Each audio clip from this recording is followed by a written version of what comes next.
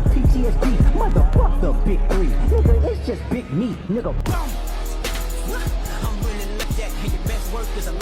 میدونیم که چربی سوزی و کم کردنش یکی نیستن. آره، دویدن بهتره یا پیاده روی رو شیب. وقتی ورزش میکنیم بدن انرژیشو از یکی از این دوتا میگیره، یا از چربی یا از کربوهیدرات. بسته به شدت تمرین بدن سراغ یکیشون میره که شدت ضربان قلبم اینو تعیین میکنه. برای مثال وقتی یه تمرین پرشدت میکنین مثل دویدن یا وزنه سنگین زدن، بدن باید سریع انرژی تامین کنه، پس از کربوهیدرات استفاده میکنه چون سریع تبدیل میشن. ولی برعکسش چربی بیشتر طول میکشه و بدن برای ورزش‌های سبکتر مثل پیاده روی ازش استفاده میکنه. پس با این حساب اگه ورزش‌های سبک چربی میسوزونن، پس باعث میشه چربی هم زودتر آب بشه. ولی نه متاسفانه. خیلی‌ها دقت نمیکنن که بدن پیشرفته‌تر از این حرفاست. وقتی تمرینی میکنیم که پایش چربی سوزیه، توی بقیه روز بدن بیشتر از کربوهیدرات استفاده میکنه. برعکسش هم همینطوریه. چه 500 کالری کربوهیدرات رو با نیم ساعت دویدن بسوزونیم یا 500 کالری چربی رو با 1 ساعت و نیم پیاده روی بسوزونیم، تا آخر روز بدن همیشه یه مقدار ثابت چربی میسوزونه. در واقع چربی آب کردن فقط وقتی اتفاق میفته که توی رژیم کالری منفی باشیم. برای چربی آب کردن نباید فقط رفت سراغ تمرین. رژیم از همه مهمتره.